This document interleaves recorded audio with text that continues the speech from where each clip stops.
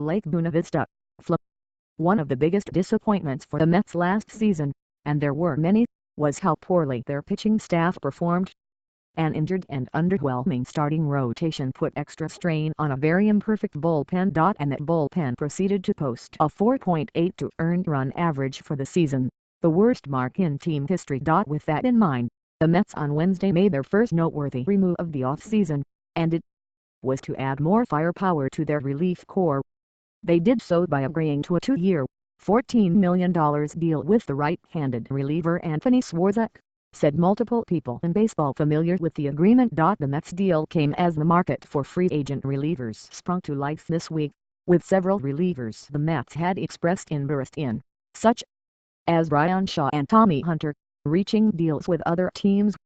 In turn, the Mets grabbed Swarzak, with the deal awaiting a physical to become official. The 32-year-old Swarzak is the type of versatile, hard-throwing reliever that the Mets were coveting. He will be part of the back end of the bullpen, along with Jerry Blevins, A.J. Ramos and Jeurys Familia. I think we will have strength in that area of our team, and we'll be looking elsewhere for the next upgrade, Mets general manager Sandy Alderson said, indicating he would now focus on finding a second baseman and perhaps adding a hybrid first baseman outfielder. Although he would not talk specifically about Swarzak because the deal was not yet official, Alderson said the team targeted a reliever who could pitch late in games, had a strong recent track record and was familiar to the Mets' new manager, Mickey Callaway. Last season, Swarzak posted the 2.33 ERA while striking out 91 batters over 77 innings while splitting time between the Chicago White Sox and the Milwaukee Brewers. After a rough season with the Yankees in 2016, with whom he appeared in 26 games, Swarzak signed a minor league contract with the White Sox last winter. He proved so valuable for Chicago that the Brewers, who were in the playoff race at the time, traded for him in late July. Swarzak, who broke into the major leagues as a starter with the Minnesota Twins, has seen an uptick in velocity as he has gotten older, and he averaged a career-high 94.7 miles per hour on his fastball last season.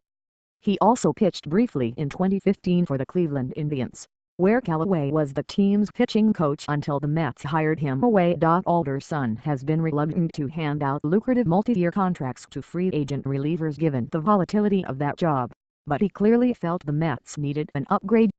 Even though it will cost $14 million, can't succumb to the marketplace if things get too exuberant, Alderson said. I don't think we did that, but at the same time I think we got somebody we're really happy about and is going to improve us. Relievers are more important and better compensated than ever, given that starting pitchers averaged 5.5 innings per start in 2017, the lowest mark ever.